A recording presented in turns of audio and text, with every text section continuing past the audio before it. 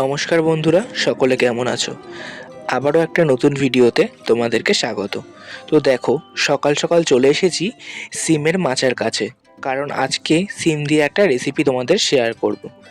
তো আমি এখানে সিম তুলে নিচ্ছি, আর প্রচুর সিম হয়েছে, সেটা তোমরা দেখলেই বুঝতে পারছো। আর এখানে কিন্তু আমি অনেকগুলো সিম তুলে নিয়েছি, বেশ টাটকা সিম। আর এই টাটকা সিম খেতে কিন্তু দারুণ লাগে। তো দেখো, প্রথমেই সিমগুলো এখানে কলে ধুয়ে নিচ্ছি ভালোভাবে।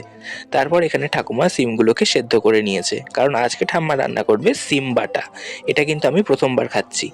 তো এখানে দেখো, প্রথমেই কয়েকটা বাদাম নিয়ে নিয়েছে ভাজার জন্য। তো বাদামগুলো ভাজা হয়ে গেছে, এরপর বাদামগুলো তুলে নিয়েছে। আর এদিকে শিলে বেটে নিচ্ছে সিমগুলো, সেই সেদ্ধ করা সিমগুলো, আর সেই ভাজা বাদামগুলো, আর কয়েক টুকরো কাঁচা লঙ্কা। না হলে কিন্তু ভালো লাগবে না, একটু যদি ঝাল না হয়। যে কোনো বাটা কিন্তু একটু ঝালঝালি ভালো লাগে। তারপর এখানে কড়াইতে দিয়ে দিয়েছে তেল, আর ওই বাটাটা সেই গরম তেলের ওপর ছেড়ে দিল। তারপর কিন্তু খুব ভালোভাবে কষাতে হবে। তো দেখো, এখানে কষাতে কষাতে তার মধ্যে দিয়ে দিল লবণ। আর লবণ দেওয়ার পরে ওর মধ্যে দিয়ে দিয়েছিল অল্প পরিমাণ চিনি। তারপর এর মধ্যে দিয়ে দিয়েছিল হলুদ গুঁড়ো, দিয়ে খুব ভালোভাবে নাড়তে হবে। তোমরা কারা কারা এরকম বাটা খেতে ভালোবাসো আমাকে কমেন্টে জানিও।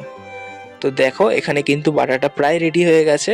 তো তোমাদের কেমন লাগলো রেসিপিটা আমাকে কমেন্টে জানিও, আর তোমরা কারা কারা এই রেসিপিটা খেয়েছো তাও জানিও। আজকের ভ্লগটা এখানেই শেষ করছি।